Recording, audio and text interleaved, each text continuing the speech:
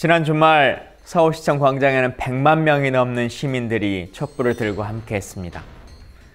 그런데 대통령은 정반대의 생각을 하시는 것 같습니다.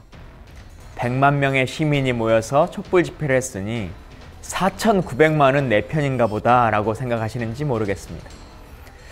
얼마 전까지 성실하게 검찰의 조사를 임하겠다, 그리고 특검의 조사까지 수능하겠다라고 말하셨던 대통령께서 이제는 돌변했습니다. 본인은 서면 조사조차 제 시간에 응하지 않고 있습니다. 그러면서 LCT와 관련해서 지위고하를 막론하고 엄중하게 조사하라 이런 명령을 내리십니다. 과연 그 지위고하에 대통령은 포함되지 않는 것인지 신성 불가침에 본인은 살고 계신다고 느끼고 계신지 모르겠습니다. 대통령의 이선 후퇴에 대한 이야기들이 많이 나옵니다. 그러면서 대통령은 외치를, 그리고 내치에 대해서는 국무총리에게 맡기자라고 하는 이야기도 나오고 있지요. 그러다가 최근 들어서는 외치 또한 대통령에게 맡길 수 없다라고 하는 국민의 요구가 있습니다. 그래서인지 모르겠습니다만 대통령의 끊임없는 질주가 시작되고 있습니다. 그것도 국정이라고 하는, 그리고 국가안보라고 하는 아주 공적인 영역을 본인의 안위를 지키기 위한 사적인 영역으로 사용하고 계십니다. 사드 배치 부지를 성급하게 결정하시고, 심지어는 한일 간의 군사정보 공유협정이라고 하는 것도 국민의 동의 없이 막무가내로 진행하고 있습니다. 외치에 대해서는 내가 뭔가를 하고 있다라고 하는 것을 증명하고 싶으신 그 마음은 이해하겠습니다만, 그것으로 인해서 피해를 입는 것은 온전하게 대한민국 국민이라고 하는 것을 헌법상 아직까지는 대통령이신 본인이 숙고하셨으면 좋겠습니다. 국민을 위해서, 그리고 대통령께서 말씀하셨던 비정상의 정상화를 위해서 빨리 내려오시기를 바라겠습니다. 김광진의 톡쇼 21번째 초대 손님은 더불어민주당의 김성주 전 의원입니다.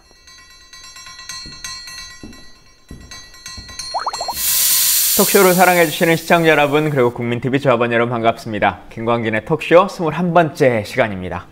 오늘은 더불어민주당의 김성주 전 의원님을 모셨는데요. 먼저 인사 나누고 시작하도록 하겠습니다. 반갑습니다. 예, 반갑습니다. 예, 우리 시청자분들께 인사 한 말씀 해주시죠. 예, 오랜만에 인사를 드리게 됩니다. 저도 우리 김광주 의원이나 마찬가지로 백수가 된 지 한 6개월 좀 넘었는데 그동안에 공식적인 매체나 자리에 잘 얼굴을 내밀지 않았습니다. 최근에 들어와서 서서히 백수 모드에서 좀 탈출하고 있는데 국민TV에서 불러주셔서 너무 반갑습니다. 예, 와주셔서 감사합니다. 근황부터 여쭤봐야 될 것 같은데, 백수라고 말씀하셨잖아요. 근데 제가 알기로는 그래도 월급이 꽤 잘 나오는 직을 맡고 계신다고 알고 있는데. 예. 이제 백수의 조건이 두 가지더라고요. 하나는 출근할 고정적 직장이 있느냐 하고, 그 다음에 소득이 있느냐 하는 건데, 제가 고정적으로 매일 아침 출근하는 데는 없습니다만, 당의 그 정책연구위원으로 등록이 돼 있어서 매월 일정을 받고 있기 때문에 밤 백수가 오히려 더 맞을지 모르겠습니다. 김광진 의원님 상당히 미안합니다. 맛있는 거 좀 사고 그러십시오. 알겠습니다. 한번 쏠게요. 오늘 목요일인데요, 방송하는 날이. 오늘 오전에도 이제 서울 오셔서 회의 참석하고 오셨을 텐데, 방금 말씀하셨던 그 직책이 이제 원내대표의 정책을 보좌하는 일들을 맡고 계신 거지 않습니까? 그러면 사실 원내에 있으면 당 돌아가는 이야기들 이런 게 참 깝깝하기도 하고, 남들은 그래도 국회의원 했으니까 많이 알겠거니 하지만 또 사실 잘 모르잖아요, 원내에 있는 사람들이. 근데 원내 중에서는 그래도 원내 돌아가는 상황에 좀 이렇게 잘 아실 것 같은데, 앞으로 그런 얘기 좀 많이 좀 해주십시오. 그렇게 하겠습니다. 그러면 주로 요즘은 전주에 계십니까? 아니면? 주중에 계속 전주에 있고요. 목요일만 그 당에서 하는 원내 대책회의, 정책조정회에 참여하기 위해서 목요일만 서울에 옵니다. 원내대책회의가 원래 화요일, 목요일 있잖아요. 그렇습니다. 아, 근데 한 번만 목요일 정책조정회의만. 그러니까 지난번에 제가 하시는구나. 19대 때는 정책위 수석 부의장 할 때 제가 주관했던 그 사회를 봤던 회의인데 옆에 조용히 앉아서 그냥 입 딱 다물고 있습니다. 제가 그때 부의장이었습니다. 아, 그렇고요. 맞습니다. 같이 해서 좋았습니다. 우리 정책위 활동 같이 했죠. 뭐 좀 가벼운 얘기부터 먼저 질문 좀 몇 가지 드리고 시작하겠습니다. 저희가 항상 톡쇼에서는 그 시청자분들하고 같이 하려고 페이스북과 트위터를 통해서 질문을 받고 있는데 아마 오시는 분들 중에 이름이 겹치면 항상 이런 질문이 나오는 것 같아요. 박세민 씨가 페이스북으로 질문 주셨는데 인터넷에 김성주라고 검색하면 아나운서 김성주 씨가 먼저 나온다. 혹시 마음이 좀 상하지 않느냐 이렇게 질문 주셨거든요. 제가 결코 속 좁은 남자가 아니거든요. 뭐 아나운서 김성주 상당히 좋아하는 분들이 많기 때문에 전혀 그 아나운서 김성주 이름에는 제가 별로 그렇게 의식이 안 되는데 또 다른 한 분. 지금 적십자 총재를 하고 계시는 팔선녀라고 불리는 그 김성주 그분 때문에 사실은 좀 곤욕을 치른 적이 있습니다.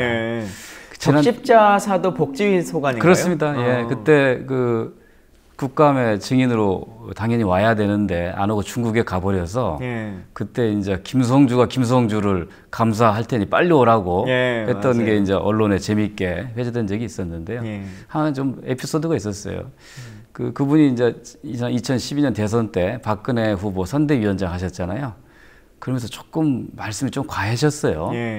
어느 날 제가 집에 들어갔더니 우리 어머니가 저를 보고 걱정스러운 표정을 지으면서 너 요새 좀 말을 좀 함부로 하냐 그러시는 거예요. 그래서 아니요, 저 그렇지 않은데 했더니 너희 아버지가 인터넷을 보니까 네 이름 치면 막말이라고 나온다더라. 그래서 그 김성주요. 다른 김성주입니다 했더니 그러면 그렇지. 그래서 제가 상당히 오해를 산 적이 있습니다. 저는 김광진 치면 저하고 그 가수 김광진 씨라고 하는 그렇죠. 분이 나오고 무슨 저축은행 회장님 한 분이 있어요. 근데 이분도 감옥 가셔가지고 맨날 안 좋은 기사가 나오는데 그 왜 검색하면 그 의원일 때는 제 얼굴이 가장 먼저 크게 나오고 그다음 나머지 분들이 작게 이렇게 나오다가 요즘은 세 명의 얼굴이 같은 사이즈로 구성돼가지고 나오더라고요. 그 방법이 있어요. 그냥 김광진이라고 치지 말고 뒤에다 의원이라고 꼭 넣으세요. 그러면 혼자 나옵니다. 그런가요? 알겠습니다. 뭐 요즘 전국이 시끄럽습니다. 진짜 이것이 나라냐라고 하는 말들이 외치지 않을 수 없을 정도의 상황들이 초래되고 있는데 얼마 전 그 100만 촛불 집회도 함께 하셨던 걸로 제가 페이스북에서 봤는데 뭐 전주 분들하고 같이 올라오셨습니까? 느꼈던 소감이나 느낌은 좀 어떠신가요? 제가 그 광장에 시청과 광화문 광장에 여러 번 섰던 경험이 있습니다. 일단 87년도 6월 항쟁 때 그 자리에 섰고요. 그다음에 또 노무현 대통령 탄핵 때, 또 노무현 대통령 돌아가셨을 때 광장에 여러 번 섰는데 이번은 조금 확실히 다른 느낌이 있었어요. 무엇보다도 되게 그 전에 행사는 시청 광장이나 광화문 광장을 가득 채운 정도였는데 이번에는 종로 일대까지 남대문까지 모든 인파가 꽉 메웠기 때문에 과거보다 훨씬 더 많은 국민들이 나왔다라는 게 특징이고 또 하나는 이번에는 가족 단위로 나온 분들이 굉장히 많았고요. 또 학생들, 중고등학생들이 굉장히 많아서 이 박근혜 최순실 게이트에 대한 국민의 분노가 남녀노소를 불문하고 아주 높았다고 하는 것을 그 광장에서 느꼈고요. 한편으로는 굉장히 그 감격스러워서 눈물이 나오기도 하고 또 한편으로는 기가 막힌 그런 심정을 그 광장에서 저도 느꼈습니다. 우리 우스갯말로 북한이 우리를 쳐들어오지 못하는 게 그 어디로 튈지 모르는 중2 때문에 그런다 이런 말도 있는데 오늘이 그 수능 보는 날이거든요. 그렇습니다. 수능을 보는 65만 명의 사람들이 있습니다. 그 중에서 이제 기대됩니다. 재수생들 빼고 실제 고3이 45만 정도 되는데요. 과연 이제 이분들이 얼마나 이번 주 집회부터 함께 하게 될지에 따라서 또 향방이 많이 갈릴 것 같습니다. 집회하고 나서 많은 사람들이 100만이나 모였는데 뭐 세상에 별로 바뀌는 것도 없네. 심지어는 청와대는 더 반대로 전환된 것 같네. 뭐 이제 이런 이야기들을 많이 하세요. 그리고 그냥 청와대로 진격하자 뭐 이렇게 말하기도 하고 집회의 방식을 좀 바꿔야 되는 게 아니냐 이런 의견들도 있으세요. 두 가지 질문 좀 드리고 싶은데 예전에 87년도의 상황과 지금의 민주주의의 상황은 좀 많이 다를 거라고 생각합니다. 그래서 집회라고 하는 것이 좀 어떻게 바뀌었으면 좋겠는지 성과를 내려면 라고 하는 질문이 하나 있고 두 번째는 지금 뭐 탄핵이니 하야니 뭐 여러 가지 대안들이 나오는데 원내에서 여러 가지 정책들에 대한 고민들도 하고 계시고 할 텐데 지금 당의 스탠스나 아니면 어떤 방향성이 가장 옳다고 생각하십니까? 예, 아마 이 방송 보시는 분들 굉장히 궁금해하실 질문들인데요. 무엇보다도 100만 명이 모여서 외쳤는데 청와대가 전혀 반응을 보이지 않고 거꾸로 지금 역공을 하고 있지 않습니까? 이거는 길게 끌어서 나라를 난장판으로 만들겠다고 하는 의도가 있다, 저는 그렇게 생각이 들어가는데요. 87년 6월 항쟁은 박종철, 이한열로 이어지는 그 희생 하에 많은 국민들이 분노를 느껴서 왔고 목표는 직선제라고 하는 하나의 목표가 분명히 있었죠. 그래서 당시 이제 전두환 정권이 6월 27일 날, 6월 29일 날 결국은 항복선언 하면서 직선제 받아들인 거잖아요. 시작은 6월 10일 날 시작했지만 6월 29일까지 거의 20일 동안 계속 싸운 거죠. 전국적으로 매일 하루도 거르지 않고. 근데 이제 이번 촛불 시위는 간헐적으로 이루어지다가 11월 12일 날 100만 명이 모였지만 그 후에 다시 또 소규모로 이어져 가고 또 주말 시위로만 되어 있잖아요. 당시 6월 항쟁 때는 지속적인 것은 당시 학생운동의 지도부가 명동성당에 들어가면서 농성을 하게 되면서 넥타이 부대들이 가세해서 그 승리가 가능했는데 저희는 사실은 평화로운 방법으로 명예시민혁명을 이루고자 하는데 저렇게 청와대가 버티고 있다고 하면 뭔가 좀 지속적인 퇴진 운동들을 벌여야 되지 않을까라는 생각이고요. 그래서 저희도 더불어민주당도 지난 월요일 날 퇴진을 공식적으로 결의하고 퇴진운동본부를 만들어서 전국을 돌면서 하기로 했기 때문에 이거에 대해서 이제 국민들이 이제 어떻게 반응을 보이냐에 따라서 성과가 나지 않을까 싶습니다. 근데 우리가 아무리 퇴진을 외치고 뭐 하야를 하라고 주장해도 청와대가 그냥 나는 법적 임기가 보장된 사람이다 라고 버티면 사실 아무것도 할 수 있는 게 없는 거 아닌가요? 그렇죠. 결국은 이제 누구의 힘이 더 센 거냐, 국민들의 힘이 더 센 거냐, 청와대 버티는 힘이 더 센 거냐라는 차이인데, 아까 이제 6월 항쟁 때는 온 국민들의 요구에 의해서 전두환이 직선제 개헌을 받아들이면서 수습국민이 된 거고요.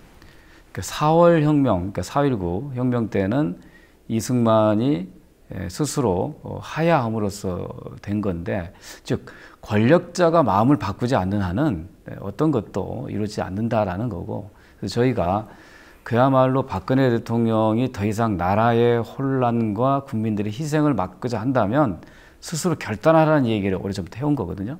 근데 결단하지 않는다면 결국 국민의 요구에 의해서 밀려나는 그 방법밖에는 없지 않느냐라는 생각입니다.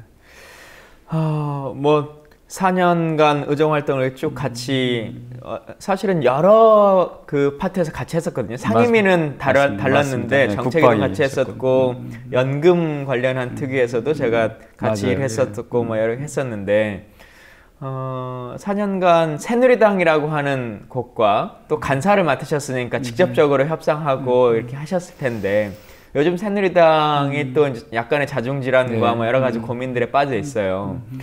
지난 4년을 평가해 보시면서 새누리당이라고 하는 곳은 어땠는지 혹은 진짜 정치라고 하는 곳이 내가 생각했던 것과 또 원회로 나와 보니까 어떤 것들이 좀 잘못됐다라고 느껴지시는지 일단 좀 포괄적으로. 질문을 뭐 하나씩 하셔야 되는데 예. 두씩 하니까 저도 한미 정상회담 브리핑하면서 박근혜 대통령이 질문을 잊어버려가지고 멍하는 그 모습을 연출할까 걱정되네요.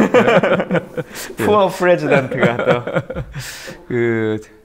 이제 제가 사실은 이제 국회에 올 때 걱정한 게 두 가지가 있었습니다.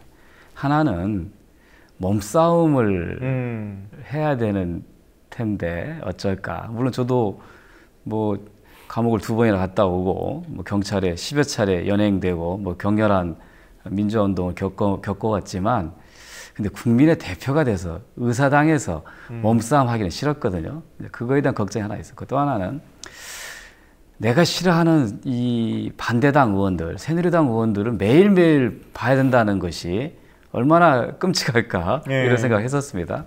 다행스럽게도 몸싸움은 국회 선진화법에 따라서 원천적으로 할 수가 없었고 그리고 새누리당 의원을 만나는 것도 뭐 서로 간 의견은 다르고 언제 하지만 그러나 충분히 논의하면 그 합의점에 이를 수 있다는 것도 경험을 했습니다. 물론 새누리당에는 모 의원 같은 정말 대화가 안 되는 근본적으로 어떻게 같은 자리에 앉아서 얘기하기 어려운 몇몇 의원도 있습니다만 대다수 의원들은 역시 국민들의 대표로 선출된 분들이어서 대화를 나누다 보면 합리적인 뭔가 일치점을 찾을 수가 있었습니다. 저는 그거를 공무원 연금 그 개편 과정에서 느꼈는데요. 처음에는 둘이 완전히 서로 여야가 다른 주장을 했지만 객관적인 데이터를 놓고 얘기하면서 의견이 좁혀졌고 결국은 이제 극적인 합의가 이루어졌는데요. 청와대의 개입이 없었다면 이 공무원 연금 그 제도 개편은 상당히 좋은 방향으로 이루어졌을 겁니다. 근데 결국은 어렵게 한 여야 합의조차도 청와대가 개입해서 깨버리면서 파국이 됐거든요. 그래서 저는 국회가 국민의 대표기관인 국회가 그야말로 문 걸어 잠궈 놓고 맨날 며칠 난상토론이라서 결론을 내릴 수 있다고 하는 거를 이제 그 공무원 연금 개편 과정에서 봐서 지금 현재 저희가 이제 새누리당 내에 합리적인 보수에게 저희가 요구하는 겁니다. 더 이상 나라가 혼란에 빠지고 국민들이 희생을 겪지 않도록 빨리 결단하도록 하는 거 필요하다고 봅니다. 그러니까요. 그 부역하셨던 분들은 또 그거에 대한 책임을 지셔야 되고, 그럼요. 또 결단해서 정치적인 선택을 하셔야 될 분들은 빨리빨리 국가를 위해서 좋은 결정을 내려주시면 좋겠습니다. 두 번째 질문도 마저 해볼까요? 원내에서. 사실은 원내와 원외의 차이가 별로 크지 않을 거라 생각했습니다. 저는. 왜냐하면 저도 오랫동안 재야 활동하다가 국회 내에서 활동을 했고, 그런데 국회 내에서 활동과 바깥 활동에 저는 별 차이를 별로 못 느꼈어요. 근데 이제 막상 낙선하고 난 다음에 원내로 가니까 다르대요. 무엇보다 첫 번째는 자신감을 좀 많이 좀 잃어요. 그러니까 어쨌든 그 선거에서 패자가 됐기 때문에 유권자 선택을 못 받은 건데 내가 과연 주장하는 것이 유권자들이 어떻게 받아들일까 항상 이런 생각을 먼저 하니까 말이나 표현에 있어서의 좀 적극성, 자신감들이 좀 떨어지고 좀 움츠려드는 이게 좀 가장 크고, 두 번째는 원내에 있을 때는 매일 만나서 회의하거든요, 현안에 대해서. 그렇죠.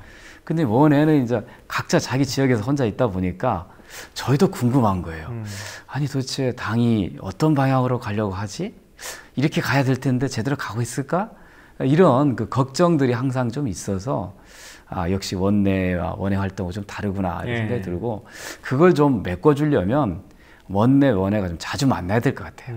그래서 정보도 좀 공유하고 의견도 좀 같이 좀 내고 실천도 같이 하고 이렇게 하는 것이 정당 정치를, 정당 민주주의를. 그게 특보를 맡고 계신 분이 하셔야 될 역할 아닙니까? 그렇게 물어보면 제가 잘못하고 있다라고 인정해야 될 것 같은데요.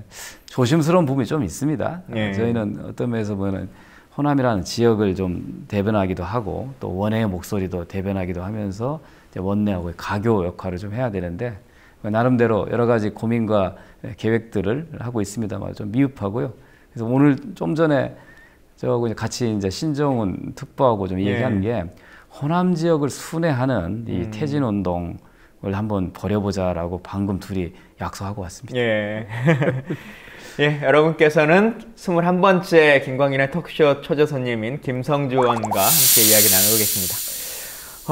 뭐 요즘 최순실 박근혜 게이트 얘기를 잠깐 조금 더 나눠봐야 될 것 같은데, 뭐 어쨌든 보건복지위원회 계속 계셨으니까 관련해서 가장 이제 요즘 최근에 이슈되는 것 중에 하나가 대통령께서 외부 병원에서 길라임이라고 하는 가명으로 진료를 받으신 거, 또 그것도 엄청나게 여러 차례 받으셨더라고요.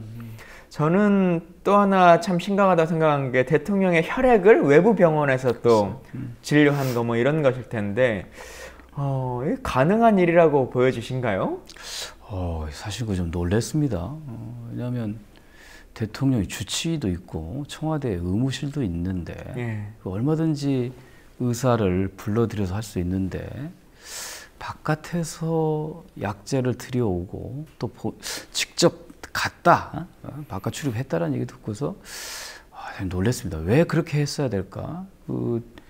이번에 맡은 그 모 변호사가, 그러니까 변론을 맡은 변호사가 여성으로 사생활 있다고 얘기하는데 사생활, 그것이 사생활인가?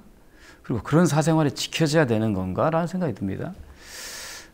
제가 오늘 한명수 총리를 만나서 들은 얘기인데, 총리 공간에 2층에 침실이 있는데 침실 바깥에만 나오면 경호원들이 당 쫓아온다며 일거수일투족을 다 봐야 돼요. 그것은 경호상 필요잖아요.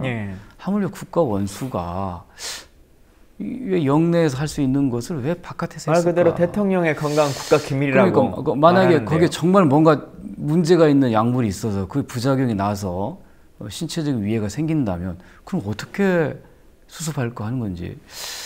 그러니까 이 공권력이라고 하는 거, 책임 있는 위치라고 하는 거 자기 개인의 몸이 아니거든요. 사생활은 퇴임 후에 지키면 됩니다.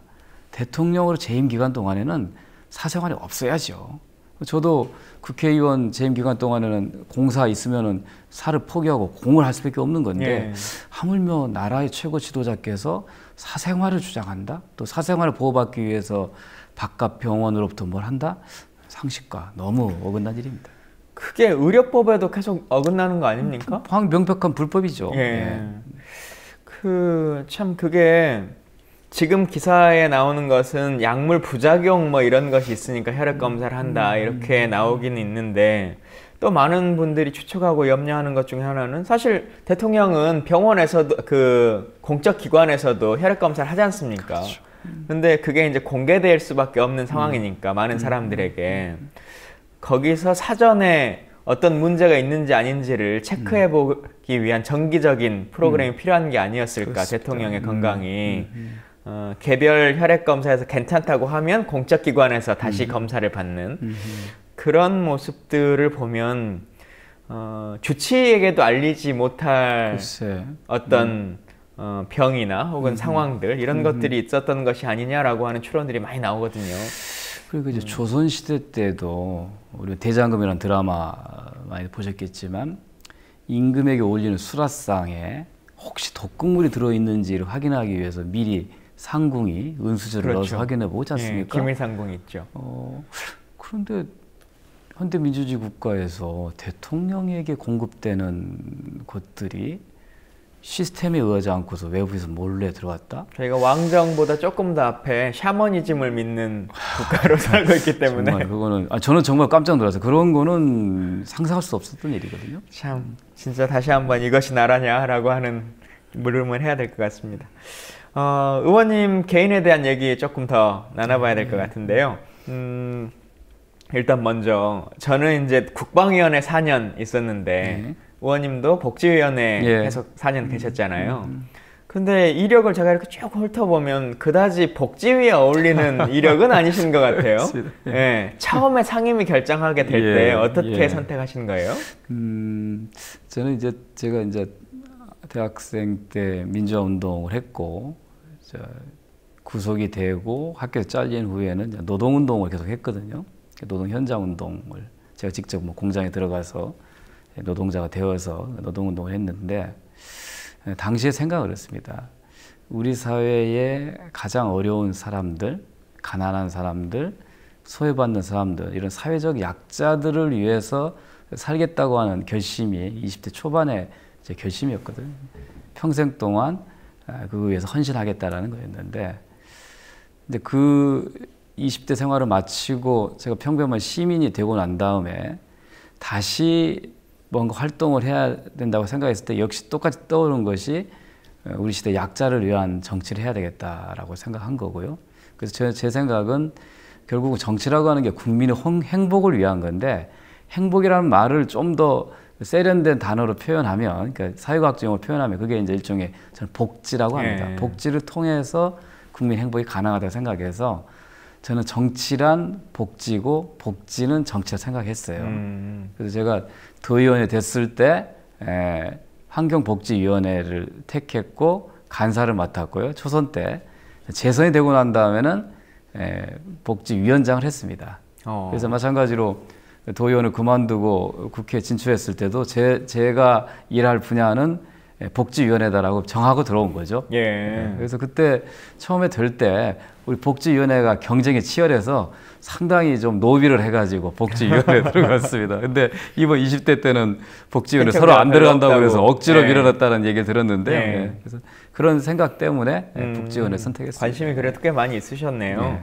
보니까 총 6번의 선거를 치르셨더라고요. 근데 6번 중에서 3번 떨어지고 3번 당선되고 이제 이런 이력이셨던 것 같은데, 98년도에 처음으로 출마하셨으니까 그때는 나이가 어떻게 되셨던 거예요? 35이었어요. 35. 그 나이에 그래도 47.8% 얻으셨었는데, 그러면은 보니까 시의원은 다 떨어지셨어요. 시의원은 떨어지고 맞습니다. 도의원은 바로 되셨는데, 기초의원으로서 생활하실 때와 또 국회의원으로서의 삶이라고 하는 것이 또 시청자분들이나 혹은 정치를 꿈꾸는 사람들에게 어떤 느낌이셨는지 좀 설명해 주시겠습니까? 이제 사실은 제가 이제 현실 정치에 참여하겠다고 하는 그 생각을 하게 된 이후에, 그럼 어떻게 시작할 것이냐. 저는 밑바닥부터 시작해야 한다고 생각한 거예요. 저희를 보면 이제 386 세대, 지금 이제 86 세대로 얘기합니다만, 86 세대의 정신은 저는 밑바닥에 있다고 보거든요. 대학생이라고 하는 안정된 지위를 포기하고 가장 우리 사회 밑바닥으로 내려가서 농촌으로, 공장으로, 빈민촌으로 갔던 게 우리 시대 정신이었거든요. 그래서 386 세대는 정치를 시작할 때 밑에서부터 시작해야 한다. 그럼 밑이라는 건 어디냐? 가장 낮은 뿔뿔이 민주주의 단계인 시의원부터, 그래서 좀 더 성장하면 도의원, 이렇게 가는 게 맞겠다고 생각해서 사실 아무런 생각과 준비 없이 느닷없이 나갔습니다. 그 선거에. 그 동네가 제가 한 번도 살아본 적도 없고 아는 사람도 한 명도 없는 선거에 선거운동 시작하기, 선거운동 2주인데 그 이틀 전에 그 동네에 가서 그냥 이 맞고 품는 식으로 운동했는데 이길 자신 있었어요. 근데 100여 표 차이로 떨어졌습니다. 근데 그때 새정치국민회의로 출마하셨는데 그러면 누가 35이셨으니까 누가 영입이나 뭐 이렇게 끌어준 사람이 있었습니까? 그러니까 공천을 받고 이 당으로 나오셨을 텐데. 그때는 그 정당 공천이 허용되지 않았던 때예요. 금지돼서 그냥 다 무소속끼리의 경쟁이었고, 그래서 뭐 제가 미리 할 의사를 사실 갖고 있었던 건 아니었고, 약간은 좀 홧김에 그 선거를 좀 나갔는데, 뭐 쓰라린 패배기를 받아 좋은 교훈을 얻고, 이게 선거를 하려고 하면 미리 준비해야지, 느닷없이 우리가 깃발 들고 선언하고 이렇게 권리기한 식으로 가서는 안 된다고 하는 좋은 교훈을 얻었죠. 그 젊은 나이에 이제 어쨌든 좋은 경험이라고는 하셨지만 30대에 첫 출마하셨고, 그래도 47%면은 거의 당선 가능성에 입각할 만큼의 당선 가능성인데, 저도 뭐 청년 정치라고 하는 이름으로 많이 정치를 합니다만 도전해 보려고 하는 청년들이 많이 있지 않습니까? 이분들에게 좀 주고 싶은 메시지가 있으시면. 제가 이제 도의원을 거쳐서 이제 국회의원을 한 그렇게 흔하지 않은 경우에서 많은 좀 그 입지자들, 뭔가 나도 좀 정치를 통해서 뭔가 실현해보고 싶어하는 분들이 저를 찾아옵니다. 근데 제가 꼭 하나 묻는 게 하나 있어요. 왜 정치하려고 하느냐 묻습니다. 그럼 그거 제대로 답변이 굉장히 어렵습니다. 그럼 제가 이렇게 이야기합니다. 그럼 집에 돌아가서 나는 왜 정치를 하려고 하느냐를 100번 묻고 100번 답해서 그래도 정치해야겠다고 하는 확신이 들거든 나를 다시 찾아오라고 합니다. 그러면 99%는 다시 안 옵니다. 포기하는 거죠. 그냥 정치를 해야 될 이유가 불분명한 거죠. 내 자신의 출세를 위해서냐, 공동체를 위해서냐, 아니 어떤 이해사항을 위해서냐라고 하는 게 분명치 않은 분들은 정치를 하게 되면 그 험난한 과정에서 상처를 입게 되거든요. 의원님은 왜 정치를 하십니까?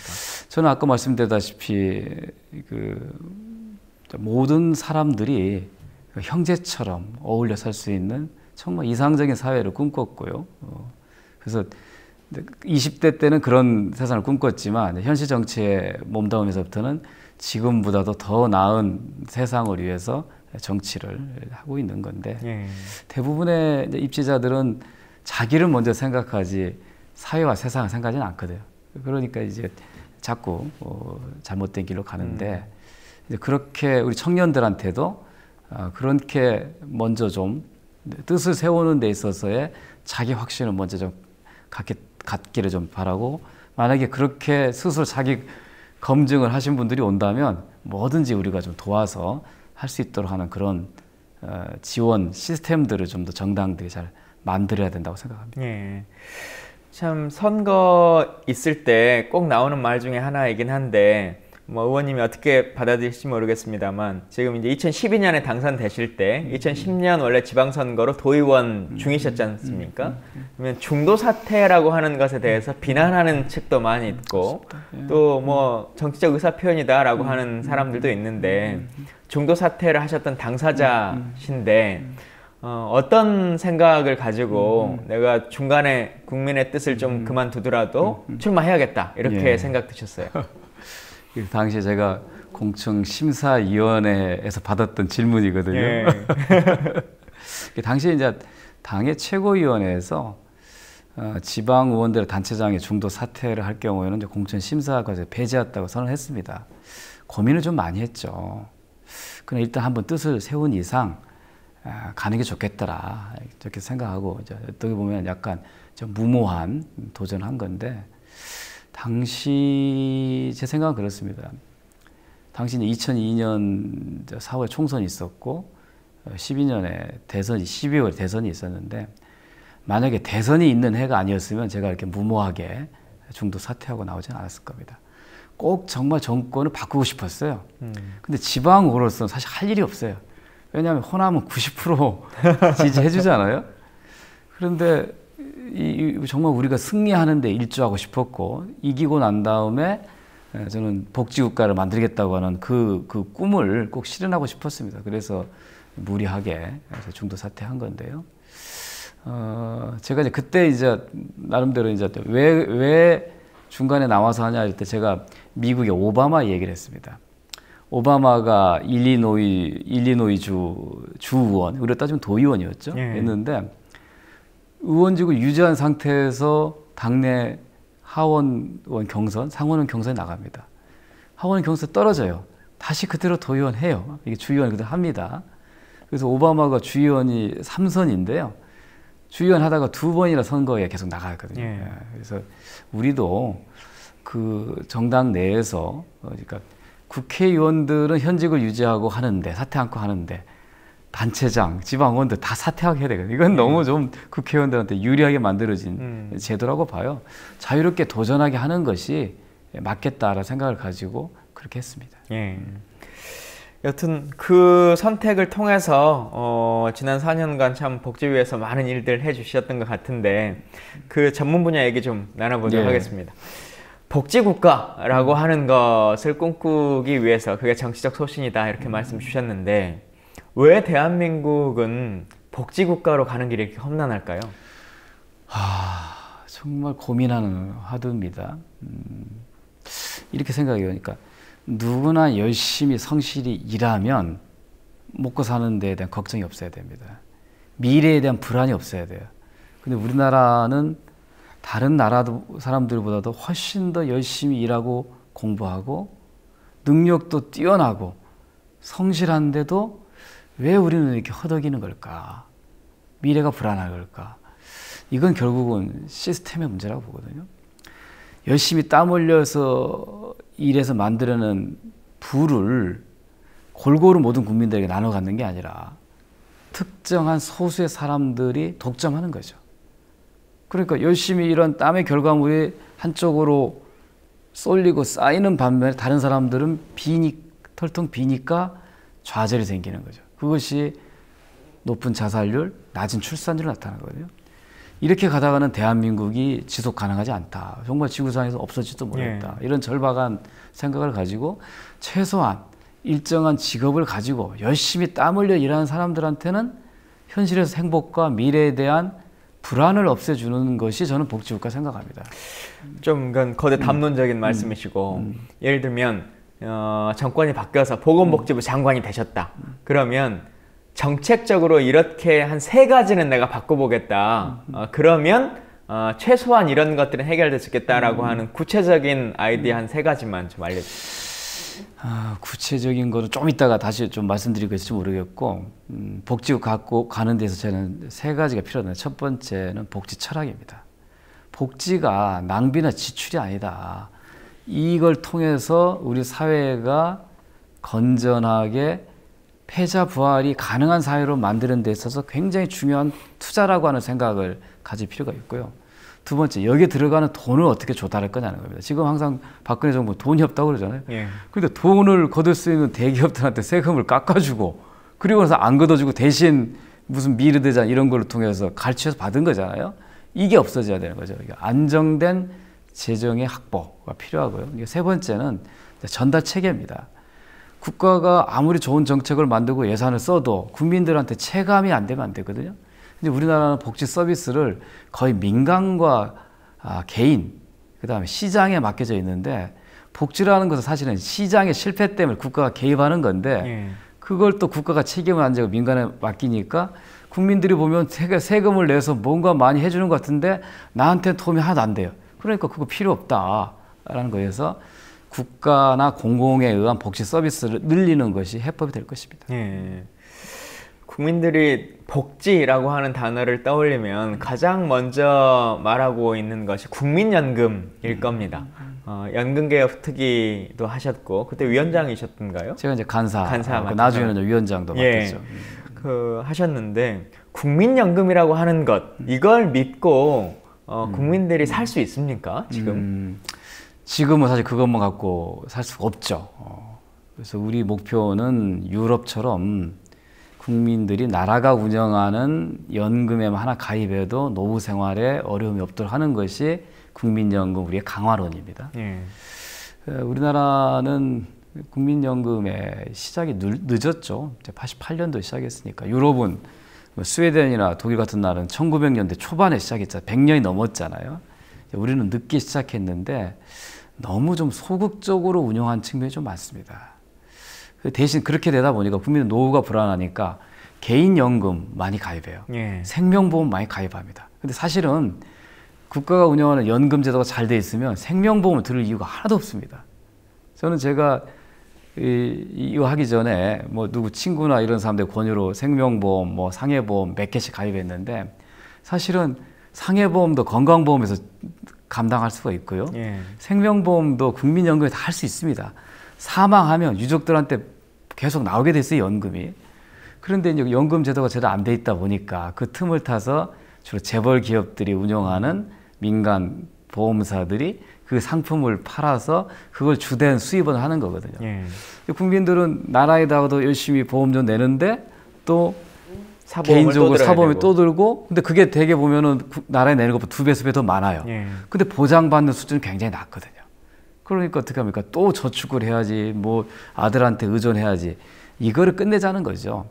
저희는 이제 국민연금이라든가 건강보험을 국민들이 조금 더 부담률을 높이고 혜택률을 높이는 쪽으로 강화한다 생각합니다. 대신에 민간 보험 드는 거, 민간 의료보험 드는 거, 생명보험 드는 거 줄여야죠. 그래서 거기 들어가는 돈들을 줄이고 여기 더해서 노후 보장과 건강 보장을 받도록 하는 게 저희가 집권하면 해야 될 가장 중요한 개혁 과제입니다. 이재명 시장의 어록 중에 이거 있지 않습니까? 대한민국에 돈이 없는 게 아니고 도둑놈이 많은 거다. 이제 이런 말 하신 적이 있는데 사실 연금도 금액이나 규모가 작아서 지출을 못하거나 지급을 못하는 것은 아닐 것 같습니다. 운영의 문제일 것 같은데. 엄청나게 싸요. 500조, 세계 3대 연기금이 돼 있잖아요. 예. 제 기억에도 의원님이 예전에 삼성의 그 합병이었던가요? 이 문제가 터질 때 국민연금의 입장 뭐 이것과 관련해서 원내대책회의나 상임위에서도 계속 발언하셨던 걸로 기억하는데 최근에도 또 이게 최순실 게이트와 연계돼서 나왔거든요. 이러한 건들에 대해서 조금 국민들이 알기 쉽게 좀 설명을 해주시죠. 이제 국민 누구나 소득이 있는 사람들은 국민연금에 의무 가입하잖아요. 그리고 매월 수입의 일정 부분, 그러니까 4.5% 이제 9%를 납입을 하는 겁니다. 그렇게 해서 조성된 기금이 한 500조 정도예요. 500조. 네, 500조. 지금 이제 500조 넘었겠죠. 정부 예산보다 많네요. 그렇습니다. 세계에서 세 번째 큰 기금이에요. 완전 큰 손입니다. 그래서 국민연금공단 이사장이 해외에 나가면 실제로 MB 정부 때 있었던 일인데요. 이사장이 영국에 갔더니 그 직전에 MB가 왔다 갔는데 그 대통령보다 더 극진한 VVIP 대접을 받았다는 거예요. 왜? 투자해달라는 거죠. 자기 나라에. 이 세계적으로 큰 손이 되어 있는데 자, 이 돈은 누구 돈이냐? 국민들이 낸 돈이고 국민들을 위해서 쓰여져야 하는 돈인데 왜 정권이 대기업들이 지금 맘대로 국민들 돈을 갖다 쓰냐는 거예요. 지금까지 그래 왔어요. 삼성물산과 제일모직이 합병하면 당연히 주가가 하락하는 건 당연한 거예요. 당시에 국민연금이 삼성물산 주식을 한 11% 정도 갖고 있었고 제일모직은 한 5% 정도 갖고 있었어요. 그러니까 거의 1대 2대 주주예요. 그러면 합병해가지고 주가가 폭락하면 결국은 국민연금이 손해보고 국민의 손해잖아요. 그러니까 합병을 반대하는 게 당연했다는 거예요. 그때 말씀하셨던 걸로는 국민연금이 한 2조 원 정도 손해본다고? 그렇습니다. 추정수. 그러니까 당시에 이제 국민연금의 이런 걸 중요한 이런 투자할 때는 그런 전문가들 위원회를 통해서 자문을 받습니다. 근데 그 위원회에서는 당연히 해서는 안 된다고 했는데 그걸 무시하고 자기들끼리 속닥속닥 모여가지고 결정한 거죠. 그 국민연금이 만약에 삼성에 손을 안 들어줬으면 이게 통과가 안 됐을 수도 있습니다. 결국 결정적으로 국민연금이 국민의 돈을 가지고 삼성에 1억 개에서 당시 추정할 때 한 7천 몇백억 추정치 다 드립니다. 이 정도의 삼성의 이익을 갖다 줬고 그때 기사로는 7,900억 정도 혜택이라고. 거꾸로 국민연금에는 2조 내지 3조의 손실이 입힌 거죠. 이런 어마어마한 죄를 저준 책임지는 사람이 아무도 없어요. 당시 공단 이사장, 기금부 이사장. 결국은 우리가 여러 감사 때 집중적으로 했지만 결국 당시에 청와대를 비롯한 정부의 실세가 그 의사결정에 관여했다라고 우리는 확신한 거죠. 그것도 밝혀내야 될 중요한 겁니다. 비단 이게 삼성만에 연관되는 건 아니지 않습니까? 관련한 우리 대기업들의 주식 보유를 연금공단이 많이 하고 있는데 그때마다 국민의 이익이 아니라 누군가와 짬짬이 돼서 기업들의 이익을 대변해주는 상황이 초래된다면 사실 국민들이 매달 2만 원씩 3만 원씩 모아서 2조 원이라고 하는 돈을 모으려면 얼마나 많은 시민들이 냈을 텐데요. 그건 아무렇지도 않게 그냥 날려먹는 참 안타깝습니다. 그러면서 이 혜택을 보고 그냥 미래재단에 몇백억 그냥 준 거죠. 그러니까 어떻게 보면 거래죠. 이득을 취하고 그 이득의 일부를 권력에게 나눠준 거죠. 아주 불법적인 아주 나쁜 거래죠. 그 과정에서 공갈에 의한 갈취 이게 실제 있었던 거 아닙니까?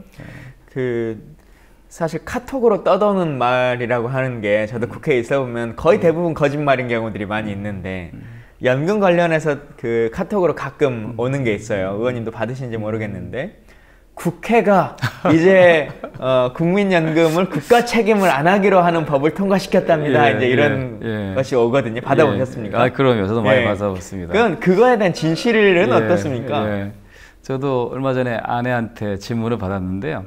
직장에서 그 동료들이 당신은 좋겠다. 그 남편이 국회의원이라서 그만두더라도 매달 120만 원씩 받는다면서 이렇게 얘기를 하는 거예요. 그래서 아니 그거 없어졌는데 했더니만은 진짜 없어졌어? 선생님들이 다 그러던데 그러는 거예요. 그래서 사모님 기대하고 계셨는데. 그렇죠. 그 사실은 나도 좀 숨겼어야지.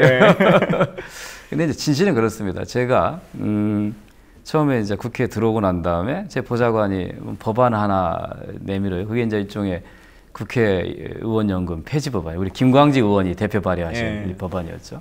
저보고 서명하는 거예요. 그래서 이거 서명해야 되나 했더니 의원님은 연금 개혁을 앞장서실 분이기 때문에 해야 됩니다. 그런 거예요. 속으로 사실은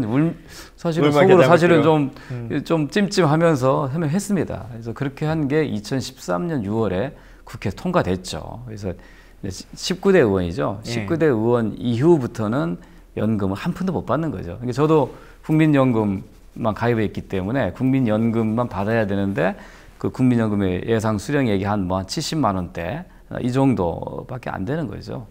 그런데도 불구하고 국민들은 여전히 국회의원 연금을 받고 있다 생각합니다. 제가 실제로 강연을 많이 하고 돌아다니는데 한번 재미로 물어봅니다. 여러분, 제가 국회의원 그만두는 제가 연금을 받아요, 못 받아요? 그러면 99%가 다 받는다고 합니다. 제가 이 얘기하면 이상하네. 근데 왜 모르죠? 그랬더니 언론이 국회의원 연금 폐지라고 할 때는 계속 써들고 보도하다가 정작 폐지를 하고 나니까 보도를 안 하는 거죠. 그리고 나서 또 국회의원 연금이 있다라고 하는 식의 기사를 내보내. 이건 조금 진실 보도 차원에서 언론이 제대로 좀 해주셨으면 좋겠어요. 아니 또 아까 제가 질문은 국민연금이 국가 책임을 이제 안 진 거다, 더 이상 없는 법이 통과됐다 이러는데 그것은 사실관계가 맞습니까? 사실은 이제 그 국민연금의 운용 주체는 국가잖아요. 국민들이 그 보험료 내는 주체도 사실은 국가인 거고, 그래서 당연히 이 기금이 다 소진되거나 또는 어떤 국가적 위기가 생겼을 때 내 연금을 못 받는 거에 대한 불안감이 당연히 있는 거잖아요. 그래서 국가가 사실은 지구에도 보증한다라고 얘기하는 게 맞습니다. 그래서 저희가 당시에 그 민주당 의원들이 주도적으로 발의해서 국가 지급을 명문한다고 하는 걸 법조항 개정안을 냈어요. 거의 다 합의가 다 됐어요. 여당도 그건 뭐 어쩔 수 없다 그러는데 막판에 역시 또 청와대가 기재부를 통해서 시비를 걸어서 애매하게 그렇게 하기 위해서 노력하는 정도로 그렇게 해서 좀 법안이 됐는데, 그래서 여전히 아직도 국민들이 내 연금을 노후에 받을 수 있을 건가에 대한 불안감이 아직 남아있는 건 사실입니다. 최근의 이야기로 조금 화제를 바꿔보겠습니다. 제가 페이스북으로 날마다 이제 올리시는 글들을 이렇게 보면 요즘은 거의 자전거 이야기들이 많으신 것 같아요. 자전거 도시 이야기도 하시고 스스로 자전거 타고 다니는 얘기도 하시고 자전거에서 보는 일상에 대한 얘기도 하고 이러신데, 자전거라고 하는 것에 특히 애착을 갖고 있으신 어떤 계기가 있으신가요? 필요에 의해서 사실은 그렇게 된 거예요. 이제 국회의원 임기가 끝나고 난 다음에 이제 평범한 시민으로 돌아와서 그동안에 이제 4년 동안 임대했던 차가 있었어요. 이 차를 계속 임대를 하거나 이거를 이제 중고차니까 살려고 했더니 그 돈이 어마어마하더라고요. 그래서 이거 봐. 그래서 그럼 조그마한 경차를 하나 중고로 살까 이렇게 고민하다가 차 없이 한번 살아보자. 이렇게 결심을 했어요. 그러고 나서 이제 택시를 많이 타고 다녔어요. 요금이 많이 나옵니다. 그래서 이제 아끼려고 버스를 타보려고 했더니 버스는 편수가 많지가 않고 그리고 노선이 다양하지가 않아요. 힘들어요. 그래서 어떡하지 고민하다가 집에 오랫동안 방치해둔 자전거가 떠오른 거예요. 가까운 거리는 자전거 타고 다녀보자. 그래서 이제 자전거를 이제 몇만 원 주고 수리해가지고 다니는데, 이 다니다 보니까 제가 중고등학교 6년 동안 자전거 통학을 했거든요. 그때는 도로로 질주했어요. 그런데 그 도로가 지금은 다 차들이 많이 다니고 자전거는 다닐 수 없도록 만들어버리고 인도에다가 자전거 길을 만들어줬어요. 그 자전거 길 볼 수가 없죠.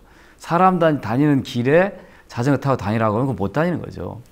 그래서 법을 보니까 법에는 자전거는 이륜차라서 인도로 다니면 안 되고 차도로 달려야 되는 거예요. 예. 그럼 왜 길을 안 만들어주냐.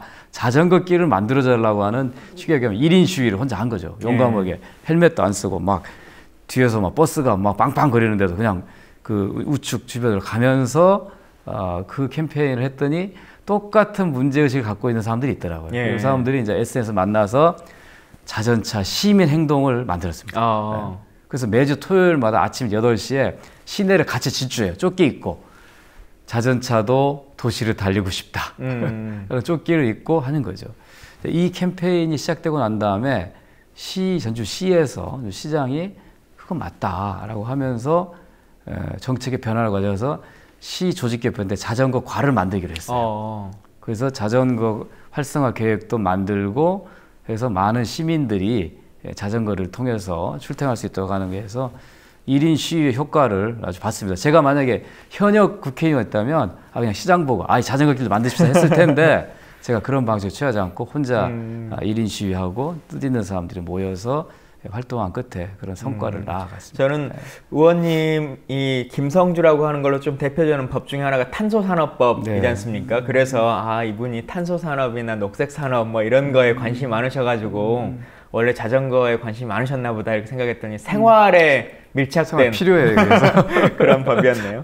그렇게 다녀보시니까 사실 MB 정권 때도 뭐 전국에 자전거 도로 낸다고 막 이렇게 했었는데 그거에 대한 효용성이나 실제 현실과는 좀 어떤가요? 어떤 것들이 조금 더 좋아지면 좋겠다는 생각이세요? 자전거를 도시형, 생활형 자전거가 있고 내저형 있는데 생활형이라고 하는 건 출퇴근이나 근거리 이동용으로 쓰이는 거고 내저형이라고 하는 건강을 위한 동호인용인데 사실은 자전거가 도시 내에서 이동수단으로 되려고 하면 도시 내에 안전한 자전거 길을 만들어주는 게 우선입니다. 당시 MB 정부는 그걸 포기하고 뭐 4대강 또 시와 군을 잇는 이런 도로에만 집중했는데 몇 명이나 이용하겠어요. 주말에만 이용하잖아요. 우리가 생각하는 건 도로에 일상적으로 시민들이 살릴 수 있는 길을 만들어주는 게 좋은 거예요. 그건 돈도 별로 안 들어가요. 그런 거 안 하고 돈을 몽땅 들여서 4대강 길만 자전거 길 만들어주고 하는 거에 대해서 굉장히 불만인 거죠. 그때 MB 정부 때 도시 내에 안전한 자전거 길을 만들어줬다면 훨씬 더 이 차량 통행을 좀 줄이고 친환경적인 교통수단을 활성화시켰을 겁니다. 이게 결국은 정책의 철학의 문제라고 봅니다. 예. 여러분께서는 김광진의 톡쇼를 지금 함께 보고 계십니다. 이제 마지막으로 질문 드려야 될 시간이 거의 다 됐는데요. 마지막 이야기는 가슴 아픈 얘기 제가 질문 드리도록 하겠습니다. 선거라고 하는 것이 참 당선자에게는 기쁨이기도 하고 떨어진 사람에게는 슬픔이기도 한데 뭐 저는 요즘 떨어져 보니까 떨어진 것도 나름의 그 새로운 계기가 되긴 하더라고요. 근데 그럼에도 불구하고 정동영이라고 하는 정치인과 인연이기도 하고 악연이기도 한 참 그 것이던데 제가 보니까 전주고등학교 정동영 의원이 48회, 의원님께서 59회 같은 학교 동문이시고 또 특히나 서울대 국사학과도 같은 학과에 72학번, 82학번 딱 이렇게 선후배 관계신데 선거 치르시고 뭐 아주 아까운 표차였지 않습니까? 989표, 1000표가 안 되는 표차였는데 저도 그때 선거 때 덕헌 유세단으로 지역에 가서 그 동물원 앞에서 우리 김용익 의원님이랑 같이 했던 기억이 나는데요. 일단 총평을 해보자면 어떤 생각이 좀 드십니까? 지나간 선거를 뭐 회고하는 것이 사실은 좀 어려운 일인데요. 원래는 이렇게 둘이 선후배가 서로 붙어야 될 것은 아니었죠. 뭐 서로 불편할 수밖에 없었던 거였죠. 그러니까 둘이 단순히 이제 뭐 학교 선후배가 아니라 실제로 10년 동안 같이 활동해온 동지적 관계였기 때문에 서로 간에 우리는 상대하고 싸우는 것이 우리의 목표지 같은 편끼리 싸우는 것은 우리의 목표는 아니었죠. 근데 이제 어쨌든 간에 이제 이분이 뭐 여러 번 낙선에 상처를 안고 당으로 저는 복귀했으면 좋겠다 생각을 했는데 가는 길이 다르다 하고 이제 문재인 대표의 손을 뿌리치고 결국은 무소속 출마를 생각하다가 결국은 안철수 국민의당으로 간 건데 참 이해하기는 사실 좀 어려웠죠. 그래서 이제 뭐 사실은 이 경쟁은 서로한테 참 기분 내키는 경쟁은 둘 다 아니었을 거예요.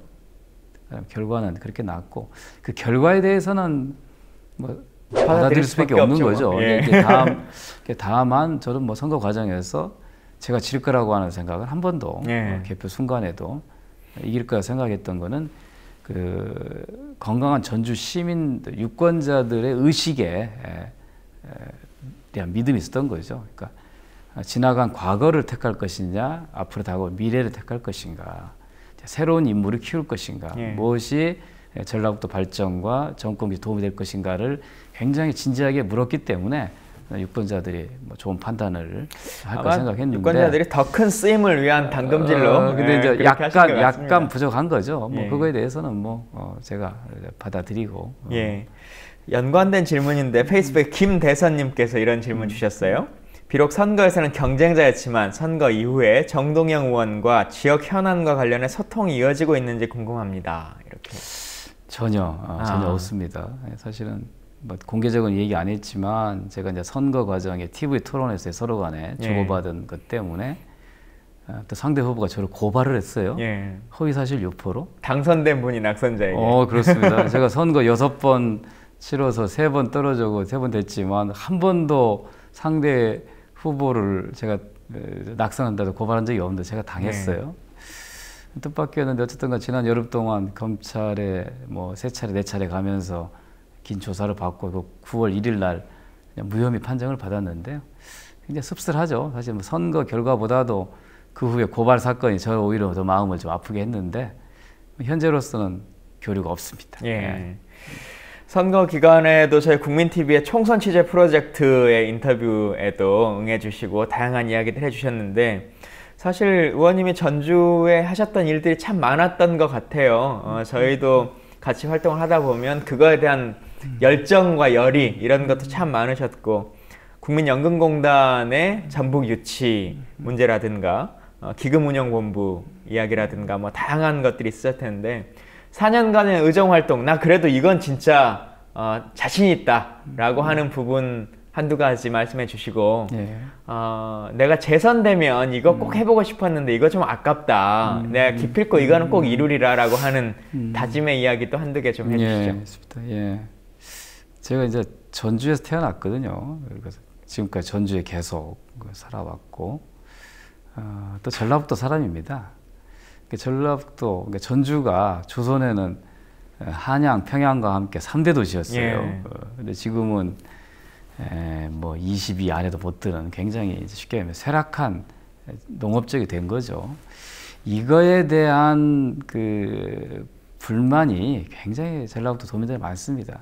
당연히 전라북도 사람으로서 어떻게 하면 이 어려운 현실로부터 벗어나서 지역이 잘 살게 되고 젊은이들이 직장을 찾아서 서울로 가지 않고 여기서 결혼하고 아이 낳고 살 수 있도록 하는 게 저희들의 중요한 목표 중에 하나였죠. 그래서 지난 문재인 후보 대선 때 기금운용본부, 국민연금공단 기금운용본부를 전주로 이전시키는 공약을 최초로 제가 내고 법안 통과를 주도해서 했고 이제 올해 말에 완공이 내년 초에 옵니다. 이제 큰 성과를 얻었던 거고요. 또 하나는 이제 뭔가 좀 첨단 산업, 미래 산업을 키우기 위해서 탄소 산업법을 제가 직접 발의하고 낙선 후에 우리 당 지도부한테 정말 부탁해서 어렵게 통과시켜서 전라북도 도민들한테 2개의 선물을 줬습니다. 하나는 국제 금융도시의 꿈, 또 하나는 탄소 산업도시의 꿈을 제가 줬기 때문에 뭐 지역을 대표하는 의원으로서 활동은 후회 없이 다 했다 이렇게 생각하고요. 제가 다시 이제 재선이 좀 되면 아까 말씀드린 제가 정치하게 하고자 했던 동기, 복지국가를 만들기 위한 계획을 하고 싶었습니다. 사실 지난 대선 때 문재인 후보의 복지국가위원회에 들어갔었거든요. 당에서 이제 유일하게 참여했는데 그때 우리가 5개년 계획을 만들어서 집권 1년 차는 뭐 하고 이런 계획이 있었거든요. 그 이루지 못한 것을 이번에 다시 들어오면 제대로 좀 만들어서 우리가 집권하면 정말 대한민국 국민들을 행복한 국민으로 만들어주겠다라는 계획을 갖고 있었는데 뭐 아깝지만 기회가 주어진다면 그 일은 앞으로도 계속 좀 하고 싶습니다. 그 뭐 국회의원이 아니더라도 정부에서 그 일들을 맡아서 또 해주실 수 있는 기회가 있을 거라고 보여집니다. 긴 시간 동안 함께 해주셨는데요.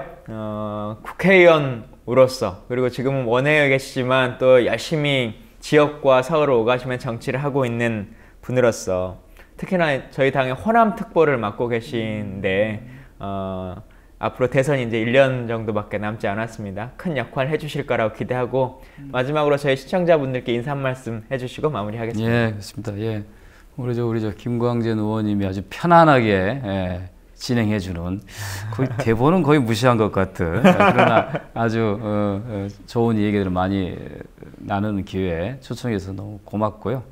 앞으로 지금 시기가 굉장히 중요한 것 같습니다. 어떻게 보면 대한민국의 운명이 아마 이 한 달여 동안에 결정되지 않는가 싶은데 저희는 지난 12일 날 그 광장에서의 100만 함성을 제 마음속에 깊이 가다듬으면서 저희가 해야 될 역할들을 해나가겠다라는 생각이고요. 앞으로도 자주 좀 현장도 찾고 또 평범한 시민의 한 사람으로서 우리나라와 국민들을 위해서 무엇을 할 것인지 계속 고민하고 연구하고 찾아나가면서 언제든지 함께 하겠다고 하는 그런 다짐을 드리겠습니다. 예. 또 오늘 방송뿐만 아니라 광장에서 찾아뵙도록 하겠습니다. 감사합니다. 고맙습니다.